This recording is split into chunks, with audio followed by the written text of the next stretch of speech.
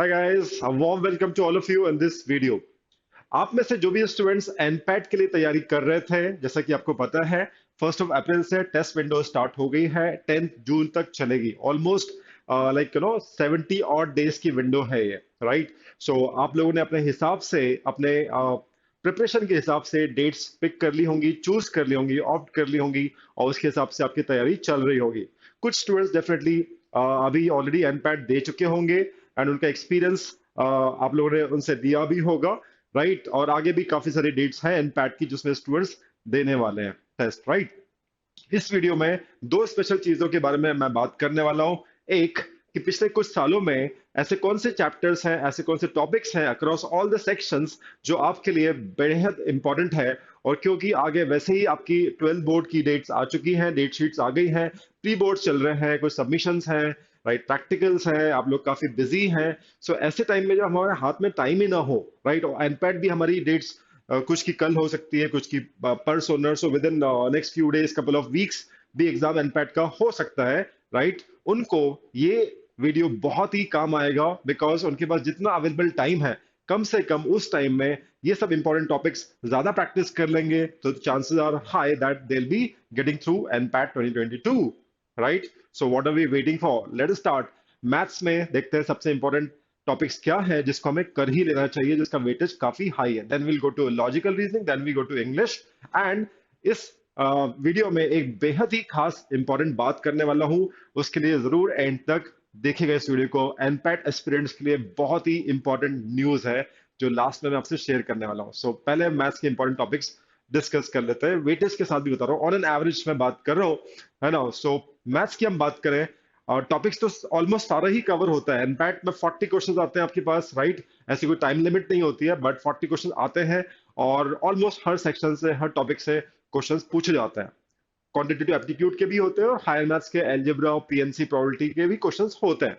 But आपकी screen पे जो आपको दिख पा रहे हैं, ये क्वेश्चंस, ये जो टॉपिक्स हैं, ये बेहद खास है। इनको किए बिना आप ये नहीं बोल सकते कि आप मैक्सिमम स्कोर कर पाएंगे, राइट। ये तो आपको करने ही है, पहली फुर्सत में इनको करो। इसके बाद के टॉपिक जो मेंशन नहीं है उसके एक दो सवाल आएंगे, राइट। बट इनको करोगे तो वेटेज अच्छा होता है इनका, तो obviously you can gain good marks, right. So number one is set theory, 4 to 5 questions. Set theory में दो टाइप के क्वेश्चंस होते हैं, राइट, जैसा कि आपको पता होगा। एक प्रॉपर्टी बेस्ड क्वेश्चन होते हैं, यूनियन इंटरसेक्शन के जो फॉर्मुलेज होते हैं, कॉम्प्लीमेंट ऑफ सेट के ऊपर जो फॉर्मुलेज होते हैं, डिफरेंस ऑफ सेट्स के ऊपर जो फॉर्मुलेज होते हैं, फॉर्मूला बेस्ड, प्रॉपर्टी बेस्ड जो क्वेश्चंस होते हैं, एक तो वो क्वेश्चंस, और एक होता है वर्ड प्रॉब्लम्स, ये प्रॉब्लम सॉल्विंग, ठीक है ना। तो दोनों टाइप के सेट थ्योरी क्वेश्चंस आपको करने आने चाहिए। 4 to 5 question out of 40, that's give a lot of good weightage to this topic, set theory, right. Next is statistics, जहां पे mean, mode, median, standard deviation, variance, covariance, quartile and everything we discuss, right. So stats की हम उसकी बात कर रहे हैं और ये भी स्टूडेंट्स नॉर्मली पढ़ता ही है, तो इसको आप अच्छे से पढ़ लीजिए। फॉर्मूला बेस्ड है, डेटा बेस्ड है, तो इसमें भी कोई मुश्किल नहीं है, right. So statistics second important topic, right? Third could be trigonometry, and connected to trigonometry we got height and distance। इसके भी क्वेश्चंस आए हैं कई 2-3 सालों में। अगर हम एवरेज देखते हैं तो ये क्वेश्चंस काफी पूछे जाते हैं।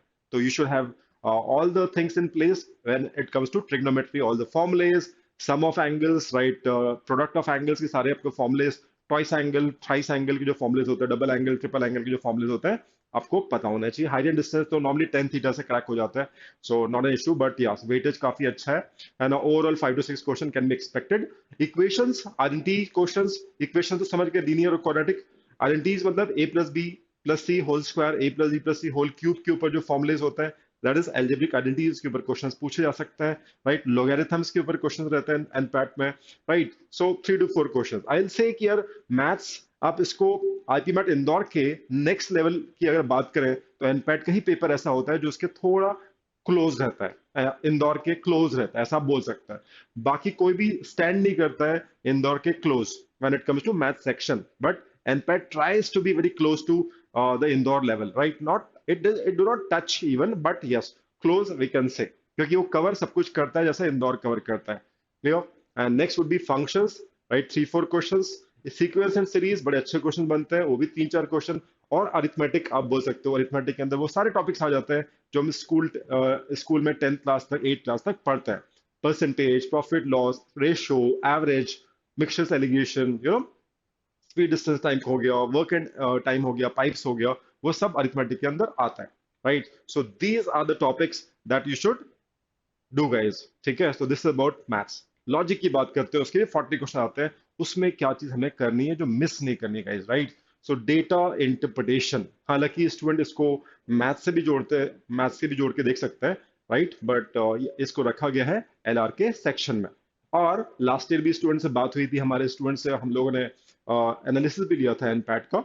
So it was around 3 sets were asked and 12 questions पूछे गए थे डेटा इंटरप्रिटेशन के, ठीक है? सो डीआई अगर आपने प्रैक्टिस कर लिया तो उस सेट के आपके 10 से 12 क्वेश्चन आते हैं, वो आपसे आराम से बन जाएंगे।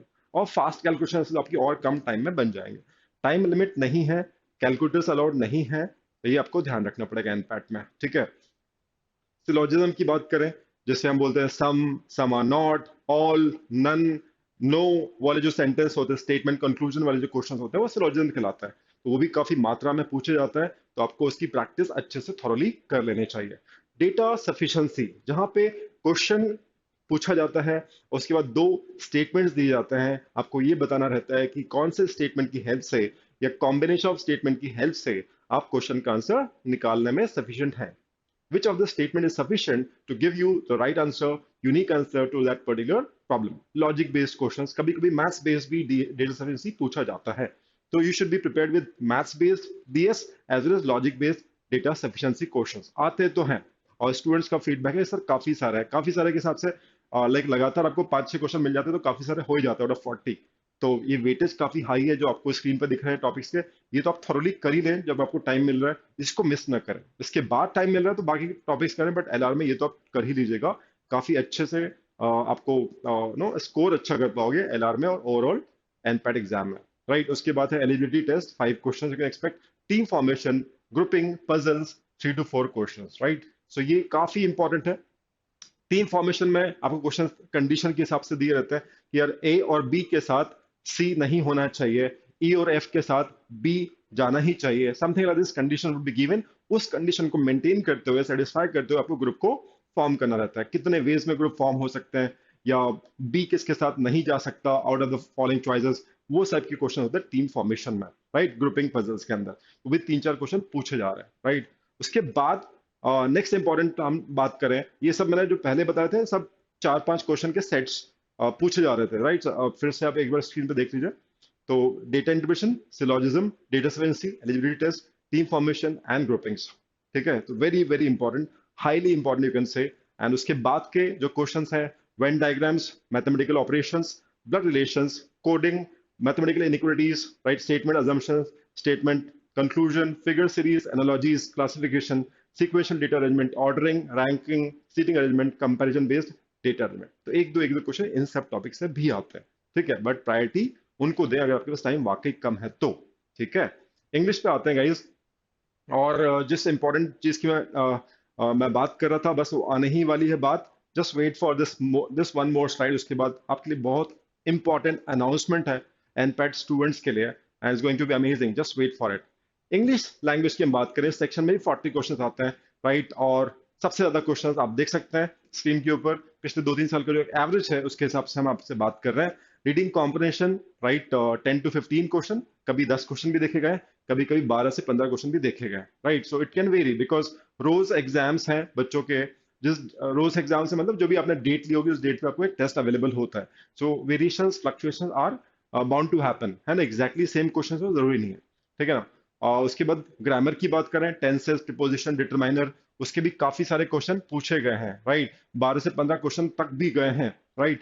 फिल इन द ब्लैंक्स के क्वेश्चंस हो गए, 6 से 10 क्वेश्चन वोकैबुलरी के, है ना? एक सेंटेंस है उसमें 2 फिल इन द ब्लैंक्स है, उसमें प्रॉपर कौन से अप्रोप्रिएट वर्ड्स आएंगे उसके ऑप्शंस आपको दिए रहते हैं, तो वोकैब को इस तरीके से फिल इन द ब्लैंक्स में पूछा जा सकता है, 6 से 10 question, right? So parts of speech हो गया, आर्टिकल हो गया, स्पॉट द एरर, आपका एक सेंटेंस है उसको 4 पार्ट्स में ब्रेक कर दिया, एक पोर्शन में, कोई सी पोर्शन में कुछ मिस्टेक है, you need to spot that mistake, spot that segment of sentence which is having some error in it, right? और पैराजम्बल्स, तो पैराजम्बल्स है वर्बल एबिलिटी का एक इंपॉर्टेंट पार्ट है कि आप कैसे सेंटेंस को अरेंज करेंगे, सेंटेंस गिवन सेंटेंस को, it will make a meaningful paragraph, तो उसको हम कहते हैं पैराजम्बल्स। तो उसकी प्रैक्टिस तो आप कर ही रहे होंगे, I am very sure about it, right? So ये जो टॉपिक्स है guys, that will make you win in this NPAT exam.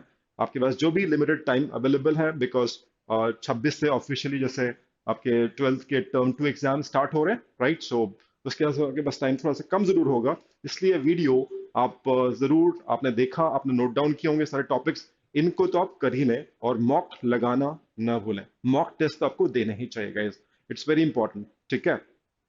सो एक अच्छा स्कोर मैं बोल सकता हूँ, अगर 120 marks 14 to 3 that is 120 marks है, तो you should always try to aim. आप चाहते हो कि आपको best of the colleges, Mumbai के जो एनपैट कॉलेजेस हैं, नरसिम्हन जी के जो कॉलेजेस हैं, वहां पे आपको अगर सीट चाहते हो अच्छे कॉलेज के अंदर, so you should aim for around 90 marks.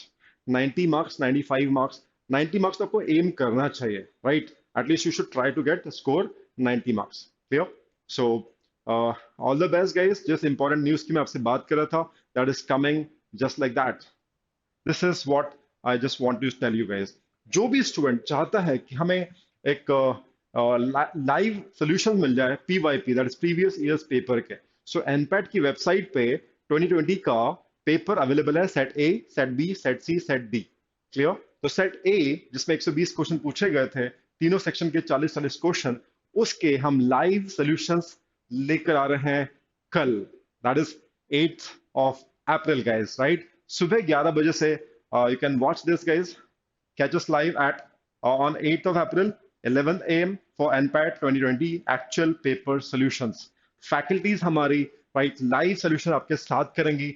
अगर आपके पास वाकई टाइम नहीं है और आप चाहते हो कि यार कोई हमें एक बार बैठ के समझा दे कि क्वेश्चन की अप्रोच क्या होती, तो भी हम क्लिक कर लेंगे, पता चलेंगे शॉर्टकट्स कैसी होती है, कुछ क्वेश्चंस को हम ऑप्शन से कैसे क्रैक कर सकते हैं, बेटर वेज क्या है क्वेश्चन को क्रैक करने के, right? So this live session tomorrow going to be a mind blowing session guys, don't miss it out. ये इस चीज को भी बताने के लिए वीडियो मैंने आपके सामने लाया है। आपको इंपॉर्टेंट टॉपिक्स मिल ही गए हैं एनपैट के, उसको आप करें। कल हमारी फैकल्टीज के साथ आप लाइव ज्वाइन करें 11 बजे से, है ना? सो पहले मैथ सेक्शन लेंगे, फिर लॉजिकल सेक्शन सॉल्व करेंगे, all questions in fact, and then English section. So hope you guys will be there, right? Catch you all tomorrow, 8th of April, 11 a.m. Till then, bye-bye. Take care. Bye-bye. Thank you.